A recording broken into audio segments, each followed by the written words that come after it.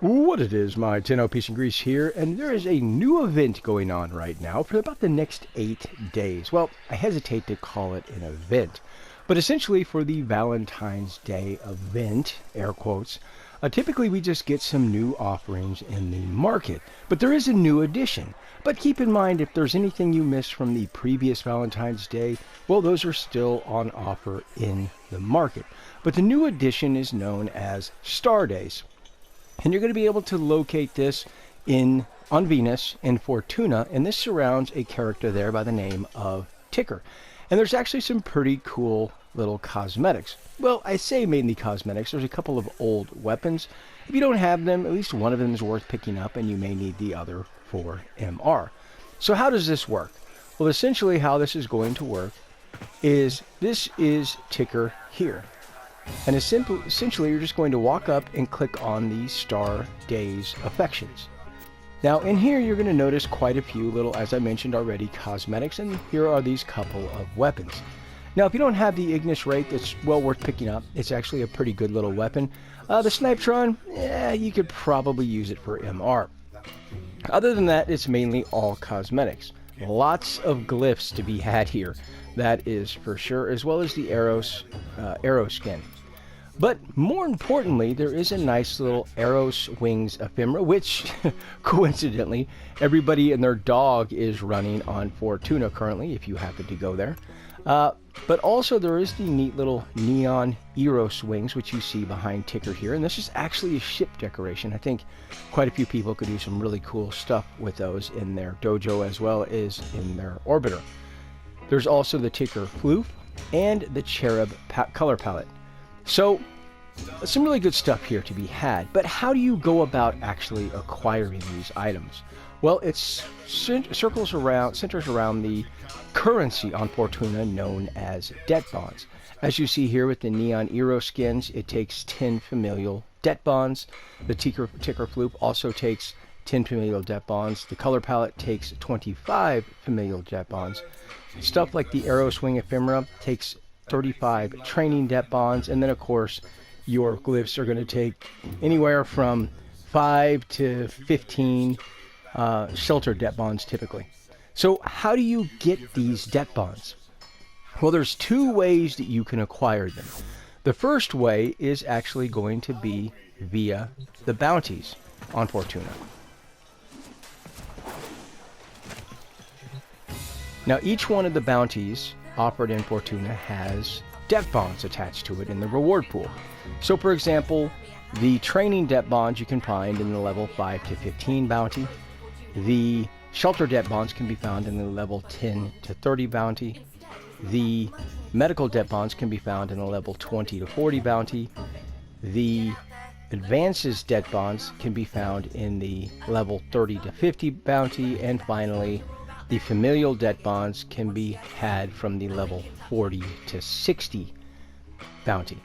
Now, there is kind of a problem here. In fact, if you really want to know my full opinion on debt bonds when they actually launch, you can actually check out my video, Flip Debt Bonds, if you're really interested in that. But that aside, there is a problem with debt bonds, and it centers around how you earn them from these bounties, because it's very, very misleading. If you take the shelter debt bonds, for example, here, it shows all of these debt bonds in the common drop reward pool. But as I said, that's extremely misleading, because in the past, whenever I ran bounties, on average, it would take me probably 8 bounties before I ever saw any debt bonds.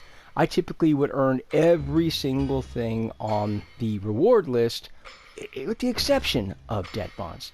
The other problem is, it's only 2 debt bonds. That's it. And if you take me, for example, I'm needing 45 familial debt bonds total to buy the Arrow Swings, the Ticker floof, as well as the color palette. That's 45 familial debt bonds, which means even if I get 2 debt bonds per bounty run, I'm still going to end up running like, if I only get 2 debt bonds per bounty, I'm still going to end up having to run like 20 debt bonds bounties. So unfortunately, that's a main problem there. But there is a second option to acquire debt bonds. Well, for some players. And I say for some players because unfortunately I believe that the pricing, even though it has been adjusted, and thank you DE for doing that, unfortunately there are still some extremely high value debt bonds under the purchase debt bonds option. As you can see here, this debt bond case is going to be 128,600 credits, as well as 7 II roto blades. Now that's a fishing resource.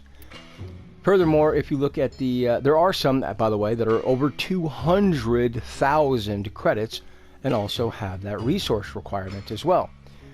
Now, as I said, it is good to see that DE has adjusted these somewhat from launch, because here's one for 19,000. There are some others around 10,000. The issue here ultimately, though, boils down to the exclusion of new and beginning players, and that's precisely what this does. Now, don't misunderstand me. I get the idea here. If you want to bypass having to run the bounties, then you're going to have to pay in another way, and that is, as you can see, credits and resources. But unfortunately, this does basically force new and beginning players to do nothing but run bounties, because most new players I know don't have 10, 20,000 credits that they can just blow on nothing but debt bonds. And even if they did have the credits, chances are they don't have the resources. If you look at this 19,700 credit case file here, you're going to need 4 Tink Dissipator Coils, which is another fishing resource, as well as over 7,000 alloy plate. Again, I don't know a lot of new players that actually have that amount of resources kicking around, let alone the credits. So, unfortunately, while I understand the mentality around this, it does exclude new players from it. So I definitely think that that's a problem. All those things set aside, though, unfortunately, the bigger issue with any of these currencies, whether we're looking at Fortuna or the Plains of Eidolon or even Deimos, is that these currencies aren't transferable. I can't take the Deimos currencies and transfer those to Fortuna currency for debt bonds or to the Plains of Eidolon. I can't use them in my factions, whether we're talking my syndicates or so on. So, unfortunately, that's a main problem in general with all of these currencies, that they need to be transferable to other types of currency. But sadly, hopefully that's something that DE will do in the future. Bottom line, you've only got like 8 days. So, yeah, you're going to end up basically having a second job doing nothing but running bounties on Fortuna, sadly. Now, while I appreciate the new event, air quotes, event, there's definitely some problems, and that problem centers around debt bonds, as it has always been. Again, I'm hopeful that DE can make that adjustment, but sadly, only time will tell. Those are kind of my thoughts and opinion on the event. Let me know what you think down in the comment section below. I respond to everybody that does. And until next time, peace out.